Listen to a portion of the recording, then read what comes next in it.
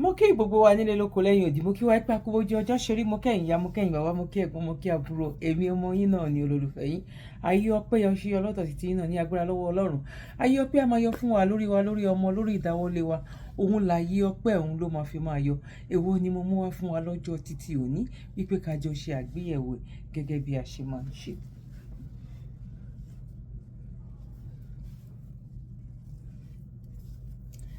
Mo kí wa nílé lóko lẹ́yìn òdì, mo kí wa ká kú ojú ọjọ́ ṣeré, mo kẹ́yìn ìyá, mo kẹ́yìn bàbá, mo kí ẹ̀gbọ́n, mo kí àbúrò, èmi ọmọ yín náà ni olólùfẹ́ yín. Ayé ọpẹ́ yọ sí ọlọ́tọ̀ títí yín náà ní agbára lọ́wọ́ Ọlọ́run. Ayé ọpẹ́ máa yọ fún wa, lórí ọmọ, lórí ìdáwọ́lé wa. Òun là yé ọpẹ́ ló máa fi máa yọ fún wa. Èwo ni mo mú wá fún wa lọ́jọ́ títí òní wípé ká jọ ṣe àgbéyẹ̀wò gẹ́gẹ́ bí a ṣe máa ń ṣe. Yorùbá ni mí, Yorùbá nìran mi. Fún ẹ̀yin tí ẹ bá mọ̀, tẹ bá rò pé bóyá Ègùn ni mí, tàbí tẹ bá rò pé bóyá ibùdó tí ẹ máa pè mí náà bí Congo, bí Togo, bí Lomé, bí Senegal, one of the above now. But ọmọ Rẹ́mọ ni mo jẹ́. God bless you tó bá jẹ́ ní ìgbà àkọ́kọ́. Abíamọ, abíamọ, abíamọ, àní dàbí àgbà lágbára lọ́wọ́ Ọlọ́run. Abíamọ, àní dàbí àgbà lágbára lọ́wọ́ Elédùmarè. Tó tó di pé mo máa wọnú agbami ètò náà lọ, tí ò ní gbé mi àti yín lọ. Máa ṣọ́ àwọn fídíò kan. Bọ̀ ibi tí mò ń lọ gangan ni wípé ó mà ṣe ni láàánú o. Ó mà gba omi lójú èèyàn o. Èèyàn máa ro àròkàn ẹ o. Wípé àwọn obìnrin tó ń ṣerú eléyìí pọ̀ o.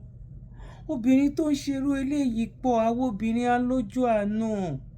Obìnrin alójú àánú. A ní ojú àánú àti wípé tó bá kó obìnrin mẹ́wàá sílẹ̀, wọ́n máa rí 6 nínú obìnrin tó máa ṣe irú nǹkan báyìí. A ní fi ọwọ́ ara wa gba ikú tó máa pa wá lójijì. A ní fọwọ́ ara wa kan pósí ara wa sínú ilé, ká dẹ̀ fọwọ́ ara wa gbé sábẹ́ bẹ́ẹ̀dì lágbára lọ́wọ́ Ọlọ́run. Àwọn obìnrin, a ní ṣòwò àṣedànù o. Gbogbo nǹkan tá fọwọ́ wa ṣe láàárọ̀ ọjọ́ báyìí tó bá di lọ́jọ́ alẹ́, ọ̀n ní sọ wípé Ọlọ́run ò mà ní jẹ́ káyé ẹ kó rí báyé ìyá lágbájá mà ṣe rí. Bá mi ṣàmì àdúrà, kò ní ṣẹlẹ̀ sí èmi àti yín lágbára lọ́wọ́ Ẹlẹ́dàá wa, lágbára lọ́wọ́ orí. Tó bá jẹ́ àkọọ́lẹ̀ aburú ni, kí Elédùmarè Ẹlẹ́dàá wa kó bá wa yí padà sí dáadáa.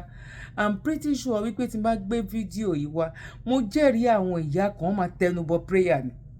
Wọ́n máa bẹ̀rẹ̀ sí ní ṣe prayer point nítorí pé wọ́n mọ̀ wípé tó bá wà lọ bí mo ṣe wà mo ní nínú ẹbí mi tí ò ń ṣe ẹyọ kan, tí ò ń ṣe méjì, 3 ni mo rántí. 3 ni mo rántí nínú ẹbí mi.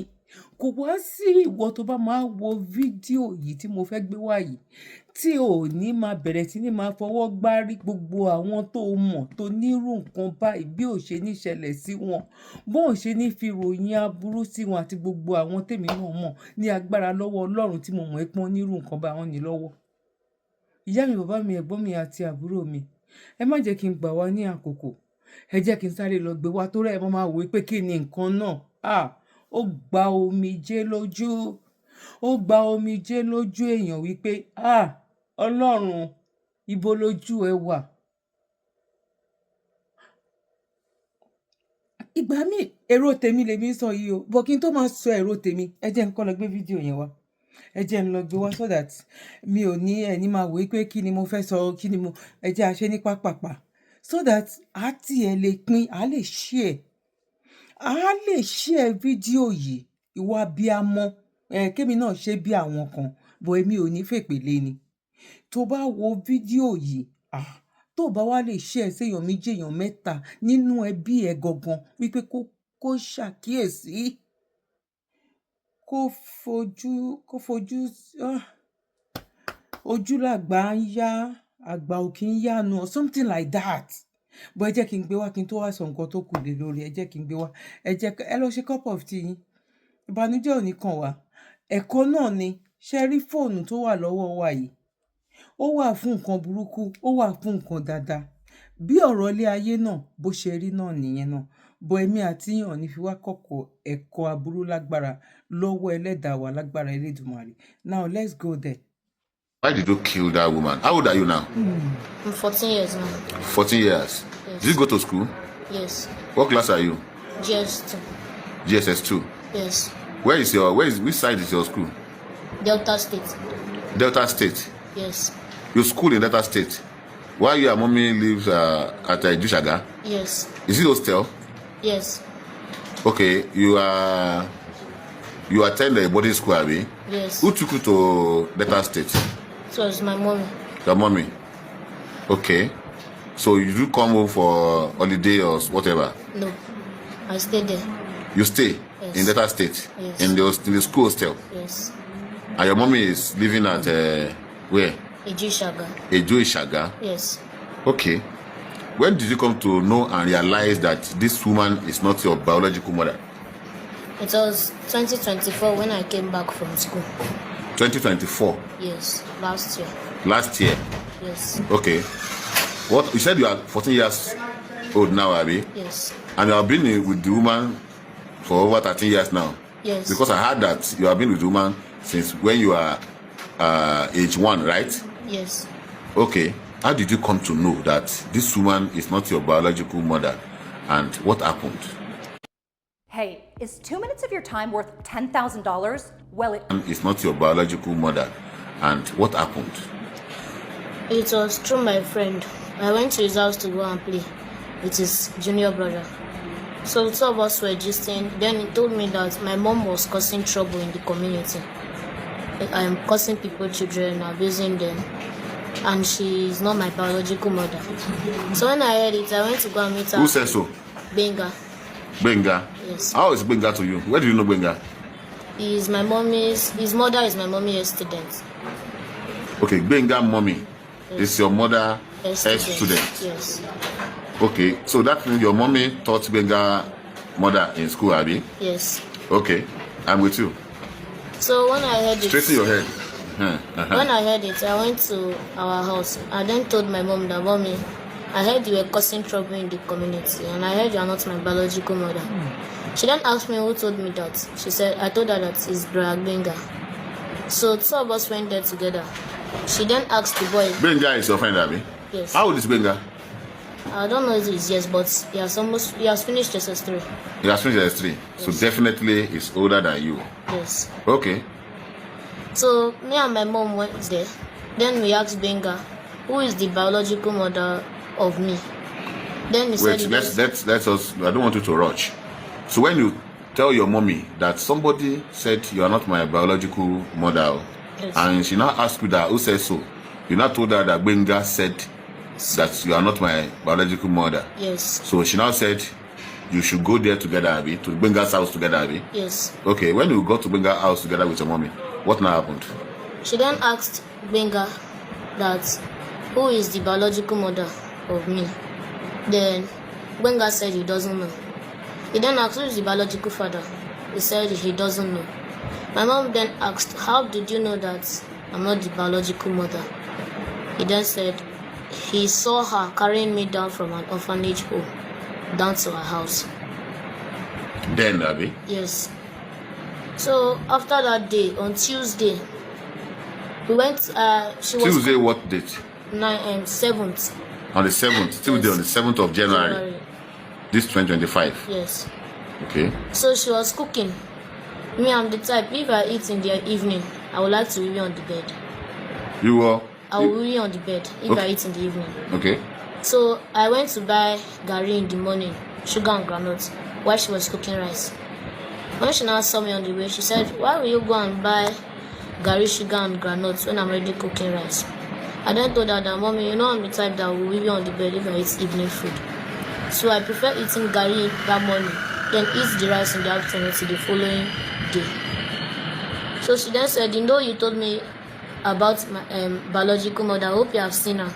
When I told her no, she now said, She asked you that since you are looking for your biological mother now, have you seen one now? Have you seen your mother now? You now said no. yes. Okay.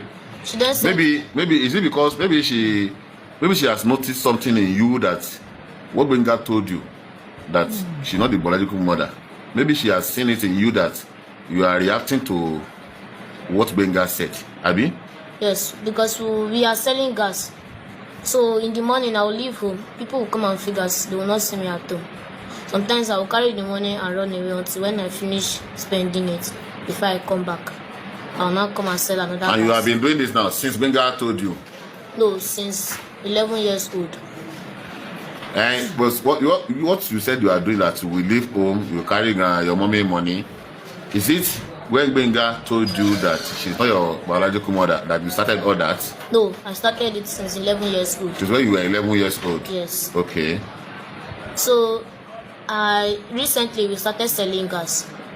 So due to what Benga told me that she's not my biological mother, on 25th of December, I was supposed to be at home to sell gas. But I left home till on the 26th of December. And I came back to come and meet her. She now told me that she has lost market. Why would I leave home on a Christmas You day? left home 26th of December? 25th. 25th? Yes. When did you not come back? On the 26th. Okay. She then said, why will I leave home when it is Christmas day? When you are supposed to be in the shop selling gas? Yes. Okay. That it was Christmas day. Why will I leave home? I don't told her, Mom, I went to celebrate my own Christmas. Then she then said, I'm wicked. That why would I? She knows she's gaining money from this gas business, and I'm still leaving her alone at home. So on Tuesday, she now told me that, hope you remember you are still looking for your biological mother. I said yes. She then said, oh yeah, you have made me annoyed, and your cup is full in this house. Leave this house. I don't want you again in this house. So she collected the Gary sugar and granules and went to keep it. Then she told me to leave. I left the house. On Tuesday night, I was not at home because they were doing program in one CSC church. 31 days program. 31 days night prayer. 11 p.m. to 2 a.m. So I went to join them on Tuesday night. Wednesday evening, I came back home. Mommy, please, I'm sorry for what I did. I tried to beg her. She said no. She doesn't want me. And I told her that, Mommy, I'm sorry. If it's because of the biological mother, I'm sure I'm sorry. She then said no, she doesn't want me. Then I allowed her. Does she have any other children? No. She doesn't have any other children? Yes. It's only you? Yes. Okay. Before her death, how old was she? Before that day. Before her death, how old was she? 71 years. 71 years. Yes. Okay, I'm with you. So you went to meet her in the church and you tried to say sorry to her, okay? So when I begged her, she said no. I allowed her to go and sleep. Then I opened the cover of the tank. Let me take water from there to it. Which tank? Our small GP tank. Overhead tank. Yes. Is this upstairs you are living? It's not upstairs, it's 2-bedroom flat. Is it that upstairs or flat or bungalow? Downstairs? Bungalow, 2-bedroom bungalow flat. Okay. So the place, let me say, it's just like a security post, but she converted it into a shop. Okay. So she put a tank on top the place. Okay. So that was where I went to open the small GP tank. You climbed the GP tank? The staircase. Okay. So I went to take small water from there to bathe. Then I now threw the cover of the tank downstairs. Why did you throw the cover of the tank now? I wanted her to come upstairs. Okay, you want her to come upstairs to see what is happening? Yes. Is it okay? You have determined to do this thing, so you are not trying to look for ways to get her killed, Abby? Or what is the purpose of you climbing the It's because tank the place it is 3 steps. Let me say just 3 to 4 steps. Okay. It's not too high. So When you climb and open the thing, what happened? Then she came upstairs. She did not carry the cover of the tank. She came upstairs to come and check what was happening. Okay. She doesn't know that you are the one there. Yes. I hid between 2 big tanks. In between of them. You hide there. Yes. So immediately she came upstairs. She was looking around. When she turned to face the building, that was when Anna pushed her down to the floor. You push her from the up Yes. down to the floor. Yes. Okay. So immediately I pushed her. I came downstairs. Then I collected.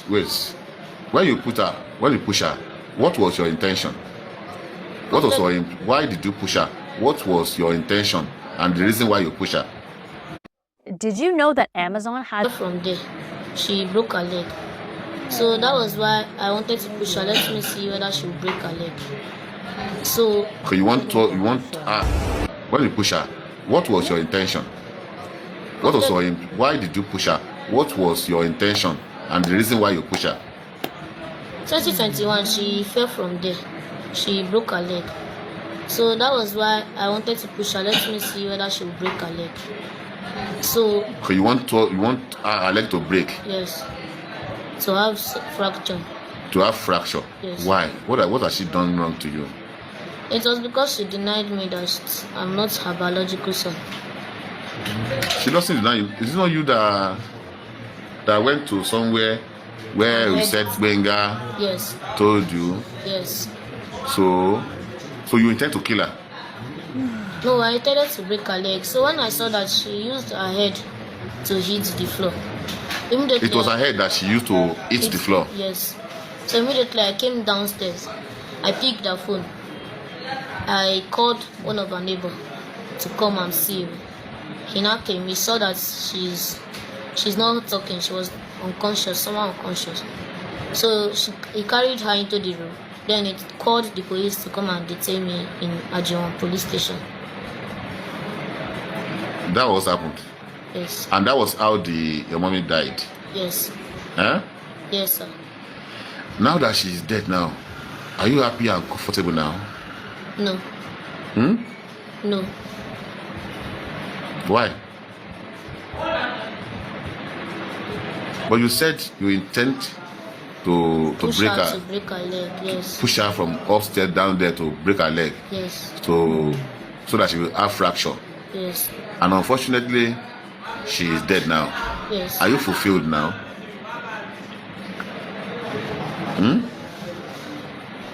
Huh?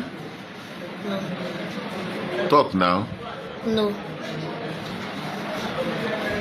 You said, but this is one that has been taking care of you. Since 1 year old. Huh? Since 1 year old. Since 1 year old. Yes.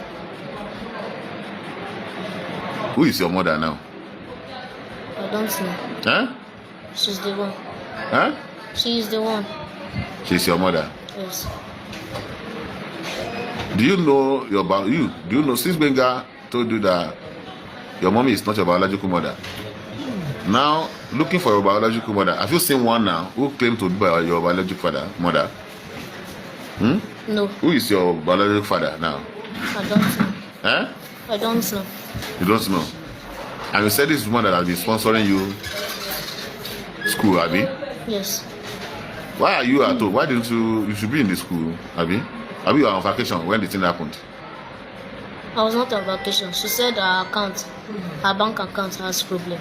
So she couldn't put me in school yet. Do you smoke? No. Do you drink? Which drug do you take? I don't. Huh? I don't.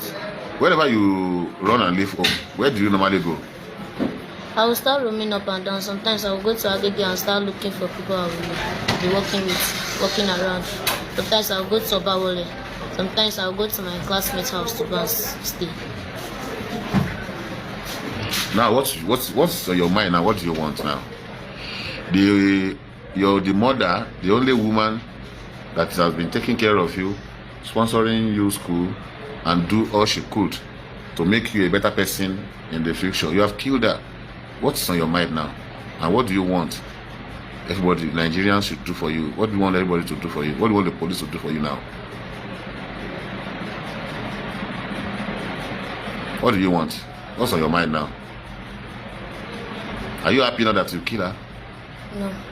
Huh? No. Jesus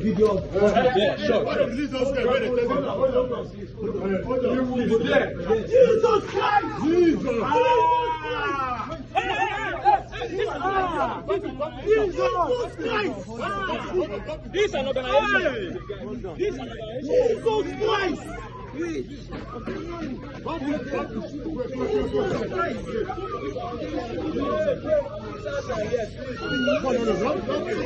know what I'm saying?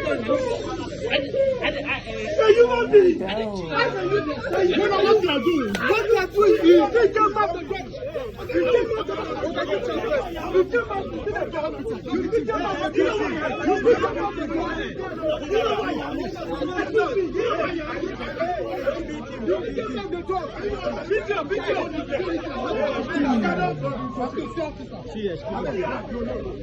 Excuse me, wait.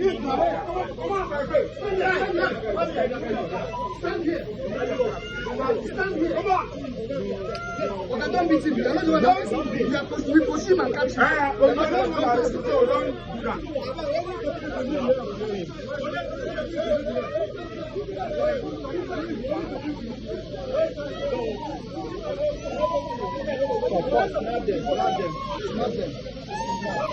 Hey, we don't want any explanation. Stand there. Snap them. They are telling you people not to follow your There is no explanation for you tying. Hey, come on,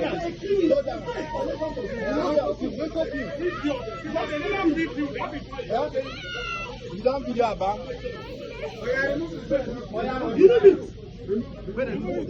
After watching this video, you'll be careful in every hotel room that you find yourself in. So this man lodged in this hotel room, but he noticed that when he opened the closet, there was something off about the floor of the closet. He first goes to check his door, which you just see now, to make sure that the door is locked, but this is the closet here.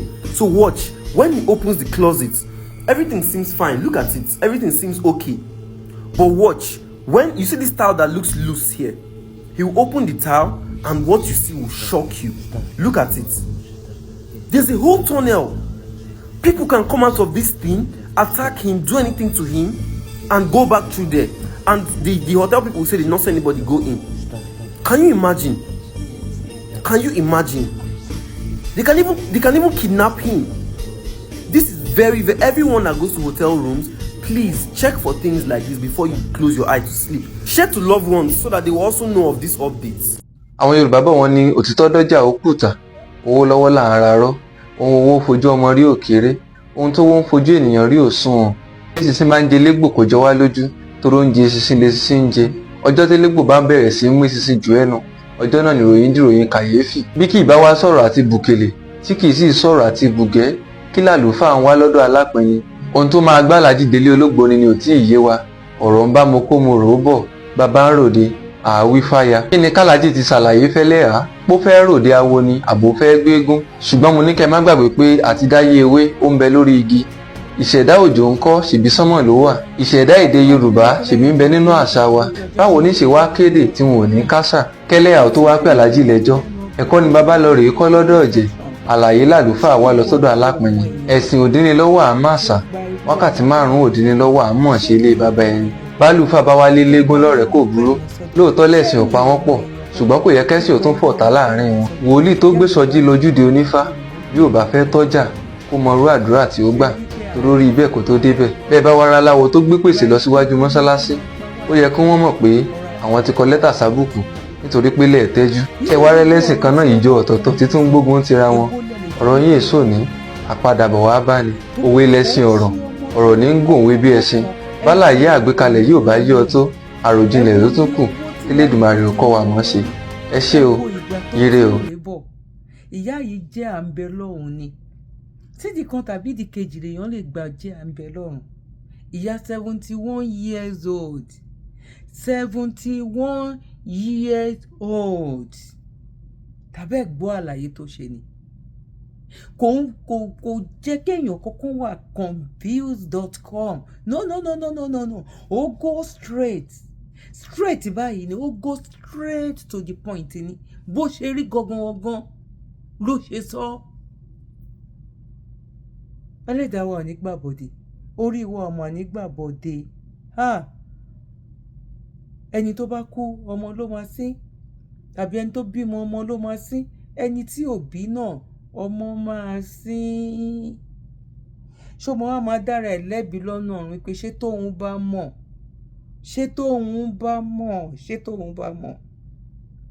Ẹjọ́ ta ni ò ní irú ẹ̀ mú béèrè question yẹn lọ́wọ́ yín. Nǹkan tẹ́ máa ṣe bá mi pé fídíò yìí nìyẹn. Mo ń bẹ̀ yín ni, yálà ọkùnrin ní obìnrin ní ọmọdé ní àgbàlagbà ní àní fi ọwọ́ wa para wa. Sódà ẹni tó bá ní irú ẹ̀ lọ́wọ́ ń sìn, kò ń ṣe pé ó fẹ́ gbé wọn sọnù, kò ń ṣe bọ́ á lè tú pa nǹkan dà, mi mọ́ bọ́ yín sọ Yorùbá yẹn, á lè, á lè tú, mi ò mọ̀, á lè tú wo. Because má ṣe lóògùn má mọ̀, má ṣe lóògùn má mọ̀. Ìwọ ló rò wípé ọ̀n rí ẹ. O lè rò wípé ẹ gbọ́ nǹkan tí ọmọ yẹn sọ. Ó ní ọ̀rẹ́ òun yẹn, ìyá ẹ̀ ni woman tó pa yìí, teacher ẹ̀ ní school, tí mi ò bá ṣe mistake. Kò tí nǹkan tó bò láyé yìí. Bóyá tó bá dẹ̀ jẹ́ wípé ó ti mọ̀ ni, bóyá kó ti pè é láti ọmọ ọdún 4 tàbí ọmọ ọdún 5, èmi rò bẹ́ẹ̀ ni o. Kó ti sọ fún wípé èmi kọ́ mo bí ẹ o, mo gbà ẹ́ tọ́ ni o. Bóyá ọba mọ̀ wá rí báyìí lọ́jọ́ iwájú. Tàbí tó bá tiẹ̀ jẹ́ pé ó lọ gbé ní motherless home ni. Tó bá ti sọ pé orí ẹlẹ́gbẹ̀ẹ́ títì ni o, tàbí kí lè rò títì yín. Ọ̀rọ̀ náà ó ṣe kinní fún yàn. Bẹ́ẹ̀ náà àìmọye tá ń rí. Ọmọ ọ̀dọ̀ tún nìyẹn o, tó mọ̀ pé ọmọ ọ̀dọ̀ ni àwọn ọmọ ọ̀dọ̀ tó máa ṣe yín, tó máa béèrè ọ̀rọ̀ lọ́wọ́ ẹ̀ lójú ẹ̀ báyìí pé ṣébi ló ń pa ẹ́? Á ní ó tì. Ìyà ló ń jẹ á ló tì. Irú aṣọ wo ló ń wọ̀? Á ní aṣọ táwọn ọmọ yín wọ̀ náà lẹ́ ń rà fún òun. Okay. School tó ń lọ ńkọ́, school kan náà lèmi àtàwọn ọmọ yín jọ ń lọ. Why tó wá fẹ́ pa mí? Why tó fẹ́ da nǹkan sínú kinní? Ìkan la rí ìwà lọ́wọ́ mi, bóyá màá dẹ̀ lọ wá. Màá lọ fi kún fídíò yìí tó gbé nǹkan period nǹkan menstruation ẹ̀ tó lọ ṣe sínú cup. Bóyá ó ti máa wá ń ṣe bẹ́ẹ̀ o. Bóyá àkọ́kọ́ tó máa ṣe nìyẹn o, tán fi ka mọ́ lọ́wọ́. Mélòó la fẹ́ kà? Ibo láyé wa ń lọ kò máa yé wa tó o. Àánú obìnrin yìí máa ṣe mí o. Ẹ wo ọmọkùnrin yìí, ẹ wo speaking English ẹ̀. Ẹ wo nǹkan tó ń jábọ́ lẹ́nu ẹ̀. Ẹ wo gbogbo òyìnbó tó sọ. Kò tàbọ̀ níbì kankan bó ṣe lè hùn kó mọ̀. Ẹ wo ẹni tó ń ṣe interview fún yẹn. Ẹ wo ibi tó ń gbé. Ẹ wo boarding school tó ń rán ọmọ yìí lọ. Ọlọ́run, má máa fi ìyà àárọ̀, ìyà alẹ́ má máa fi jẹ wá. Ẹlẹ́dàá, má máa fi ìyà àárọ̀, ìyà alẹ́, ìyà ọ̀sán má máa fi jẹ wá. Ajẹ̀yà lórí àwọn ọmọ yìí torí obìnrin míì wà. Ọjọ́ tí oyún ọjọ́ kan ṣo péré tó bá ti dúró ti lára ló ti mọ̀. Títí tó máa fi pé oṣù 9 báyìí, á fi orí máa túlẹ̀ ni. Ẹ jọ̀ọ́ ṣé mọ́rú àwọn obìnrin yẹn, bá mi type ẹ̀ síbẹ̀ yes or no. Wọ́n máa fi orí máa tú gbogbo nílé báyìí ní títí tó ẹlòmíì ó máa ṣe títí tó oṣù 6, ẹlòmíì oṣù 7, ẹlòmíì ó máa mú wọ oṣù 9 yẹn ni. A tún wá bí ọmọ tán, ó tún máa wá fèsì pé gbogbo ọyàn wú ni, ó máa kan òun o, ó ń ṣe kinní kan o, ó máa bu epo sí gbogbo ara obìnrin báyìí wípé gbogbo ọmú tó wú yẹn kí gbogbo ẹ̀ kó lè rọ̀ kó lè dẹ̀. Ìyẹn ò tún tó wípé kó má tún lè rìn dáadáa, obìnrin yìí nìkan náà ni o. Obìnrin yìí nìkan náà ni òye ẹ̀ tó ọjọ́ tó máa gbà bí ọmọ o. Ọjọ́ tó ń lébọ̀ yẹn náà tú ọ̀tọ̀ o. Ó tún máa fa má lọ bí iná, má ṣe gbá yìí, má ṣe gbá dá, bàbá ti lọ bí iṣẹ́ o. Ọmọ tó gbà ní ọmọ ọdún kan yẹn wo nǹkan tí ìyá yẹn máa go through lórí ẹ̀ kó tó di wípé ó kútọ́ fún ọmọ ọdún 13. Ẹ wo orú ẹ̀kọ́. Ẹ wo orú nǹkan tí mo mí ni pé ẹ wo orú school, ẹ wo bó ẹ ṣe bọ̀, ẹ wá wo ibi tí ọmọkùnrin, ẹ wo ìṣẹ̀dá ọmọ yìí. Òun ti yan ìṣẹ̀dá ìyà, ìṣẹ̀dá òṣì, ìṣẹ̀dá wàhálà wá láti ọ̀run wá. Ọlọ́run ò mà ní jẹ́ arógun àkóbá, a mà ní fọwọ́ ara wa fa àkóbá sínú ìgbésí ayé wa, tàbí kí la fẹ́ sọ orúkọ wo la fẹ́ pe eléyìí, because òun máa waste life tiẹ̀ nínú ọgbà ẹ̀wọ̀n, because tó bá jẹ́ nílùú òyìnbó ní í sí ó máa ní bọ́n máa handle case yẹn, but Nigerians mi ò mọ̀ ṣọ́ máa dúró tìgbà tó bá pọ̀ mọ́ 18 years kan tó dájọ́ yẹn fún torí kò parọ́, tàbí ọmọ alọ́mọ ékeré ló ń ṣe. I don't just know. Torí kí ni ìyá yẹn dẹ̀ ṣe nǹkan tí ìyá yẹn ṣe gangan òun ló ti dé bẹ̀ yẹn, ó ti dé àkókò nǹkan tí ìyá yẹn torí ẹ̀ ṣe, bóyá ẹ̀ mọ̀ torí nǹkan tí ìyá yẹn ṣe, ó ti tó àkókò tó ní ìdí ẹ̀ gangan tí ìyá yẹn ṣe àkókò yẹn ló wà yẹn. Torí pé kí ni obìnrin àtọkùnrin ló ń gbà ládùúrà ipá tí má tiẹ̀ dàgbà bá mi lọ mú nǹkan wá. Ẹ gbọ́ statement tí ìyá yẹn sọ wípé lọ́jọ́ ọdún ìkànnì ẹ̀ ó dẹ̀ mọ̀ wípé wọ́n máa rajà, ó dẹ̀ ti ṣọ̀bọ̀ bóyá o kúrò ńlé. Ọjọ́ alẹ́ tóbìnrin yẹn tó nídìí ẹ̀ fún gangan ìgbà yẹn gangan ló fojú ẹ̀ ráre. Ìgbà yẹn gangan ló fojú ẹ̀ ráre. Obìnrin yẹn adopt ẹ̀, obìnrin yẹn gbà á wípé tó bá di ọjọ́ alẹ́ kó má jóun nìkan nínú ilé. Ẹ bá mi bomi wá, ẹ bá mi ṣe léyìí, bá mi ṣe tọ̀hún, bọ̀ Ọlọ́run ẹlẹ́dàá obìnrin yẹn náà tó ní kò kàn ní kúkú bẹ́ẹ̀ gbé sọnù just like that. Òun ló fi fà á tó fi jẹ́ wípé òun fúnra rẹ̀ ló pe neighbor. Torí tó bá jẹ́ wípé ó mọ̀ wípé ibi tó máa já sí nìyẹn, ó lè fọmọbìnrin yẹn sílẹ̀ kó wọ ọkọ̀ kó sá lọ, kó wọnú ilé kó kó àwọn nǹkan tó máa kó dẹ̀ ṣe kí ni kó sá lọ.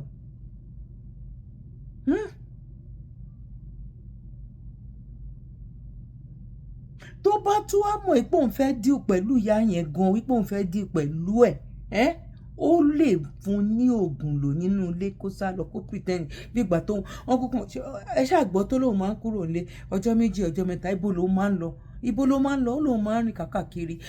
Àwọn ọmọ kan wà tó jẹ́ pé wọ́n kàn ṣàfẹ́ freedom yẹn by fire by thunder. Ọdítà ìyà ò jẹ́ ebi ò pa ẹ́ òun lọ sí school, bó bá tiẹ̀ gbọ́ orú nǹkan bẹ́ẹ̀ yẹn gan bọ̀ nǹkan tó bá wá ṣẹlẹ̀ kò ní ṣaláì ṣẹlẹ̀. Nǹkan kan náà ó máa mú nǹkan kan tó máa fa nǹkan kan sọ́wọ́ wá tí nǹkan kan náà máa fi wá ṣẹlẹ̀ ni. Ìyá mi, bá mi, ẹ̀gbọ́n mi àtàbúrò mi, àbúrò ò ní ṣẹlẹ̀ sí wa o, àbúrò ò ní kàn wá o. Ẹnikẹ́ni tẹ́ ẹ bá mọ̀, èmi ò mọ̀ o. Nǹkan tí mo mì ní pé mi ò mọ̀. Kí lẹ rò wípé èèyàn lè ṣe? Ṣé kó tètè pé kó sọ fún ni? Ṣé kó I don't just know. A jẹ̀yà because ìyá yẹn jẹ̀yà lórí ọmọ yẹn ni. A jẹ̀yà lórí àwọn ọmọ wa, gbogbo òbí ni. Ọlọ́run ò ní jẹ́ ká jẹ̀yà lọ́wọ́ wọn. A jẹ̀yà lórí wọn ni.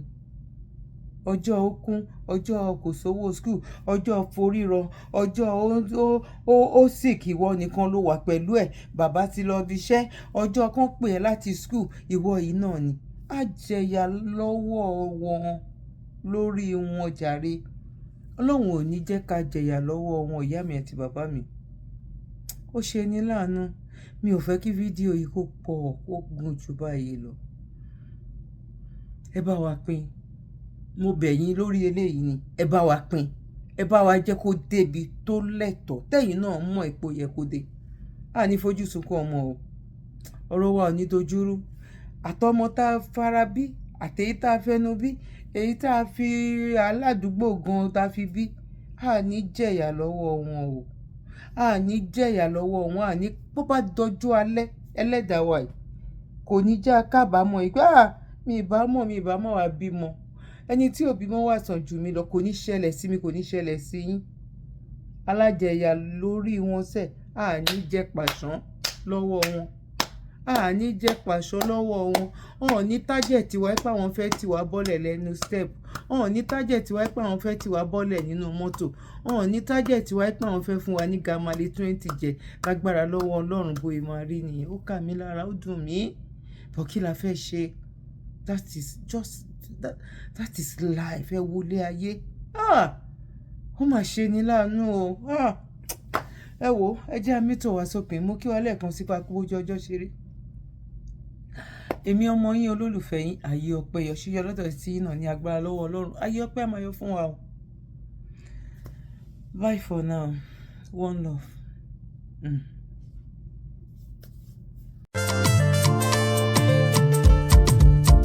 This is good news to all. But first of all, write this number down.